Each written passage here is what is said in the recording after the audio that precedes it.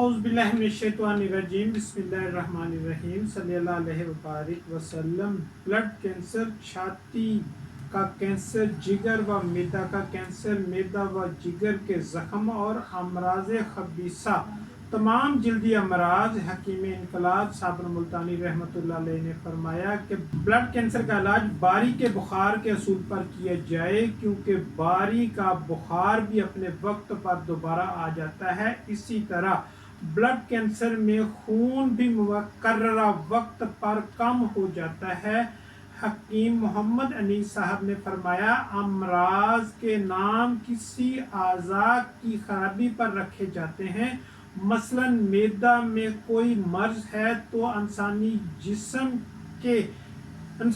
میں معدہ کا نام کا عضو موجود ہے۔ اگر گردہ میں کوئی مرض ہو تو گردہ کے نام سے بھی عضو موجود ہے۔ اسی طرح آنکھ، ناک، کان، لبلبہ، تلی، جگر وغیرہ امراض انہی اعضاء کی خرابی سے ہوتے ہیں۔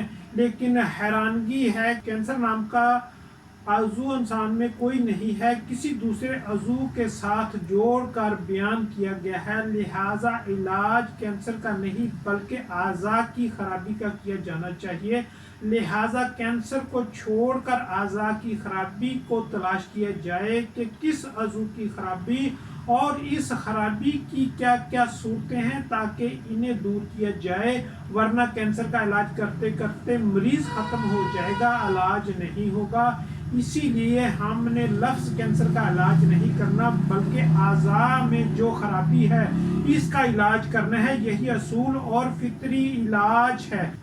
آج کینسر کے مریض کی تعداد میں تیزی سے اضافہ ہو رہا ہے۔ حیران کن بات یہ ہے کہ مریض ایسے مقامات کے کینسر اور اس کی ایسی حیران کن صورتیں بتاتے ہیں کہ جن کا حقیقت سے کوئی تعلق نہیں ہوتا۔ یہاں چند ایسے مریضوں کی باتیں جو روزانہ سننے میں آتی ہیں آپ کو بتا رہا ہوں۔ مثلا ایک مریض نے آ کر کہا کہ مجھے گلے کا کینسر ہے، جبکہ کھانا پینا بولنا ٹھیک ہے، گلے کے باہر جلد کا رنگ نارمل ہے اور کوئی اندرونی بیرونی زخم نہیں ہے، کھانے اور بولنے میں کوئی رکاوٹ نہیں ہے۔ کچھ مریضوں میں آواز کم ہو جاتی ہے لیکن اس سے زیادہ کچھ نہیں ہوتا۔ ایک اور مریض نے کہا کہ اسے پروسٹیٹ کا کینسر ہے، پیشاب میں کمی اور رکاوٹ کے علاوہ کوئی اندرونی بیرونی زخم نہیں ہے اور نہ پیشاب وغیرہ میں کبھی خون آیا ہے، اسے بھی کینسر بتایا گیا ہے۔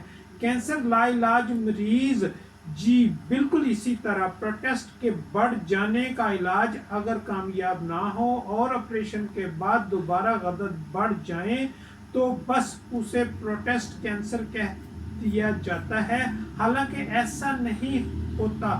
بڑے ہوئے غدد کو ورم اتارنے والی دواؤں اور ٹکوروں اور مالشوں سے دوبارہ سکیڑا جا سکتا ہے اور مستقل شفا ہو جاتی ہے۔ اسی طرح عورتوں میں یوٹرس جب انتہائی کمزور ہو جائے اور اس سے حیض کا خون نہ تو خارج ہو سکے اور نہ ہی خارج ہو رہا ہو اور اسے بند کر کے تو اسے نکالنے کا مشورہ دیا جاتا ہے، اور اگر اس میں کوئی گلٹی یا مواد جمع ہو کر سخت صورت اختیار کر لے تو اسے بھی کینسر کا نام دیا جاتا ہے، حالانکہ ایسا بالکل نہیں ہے۔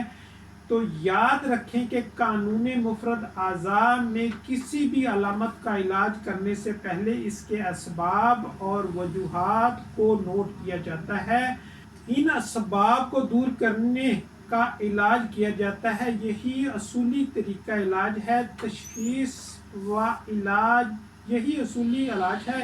ایک اور مریض نے کمر پر ایک گلٹی دکھائی جسے وہ رسولی اور ٹیومر کا نام دے رہا تھا، اور جب میں نے ہاتھ لگا کر دیکھا تو چربی کی طرح نرم و ملائم تھی اور اس میں ہلکا درد بھی تھا، سختی بالکل نہ تھی۔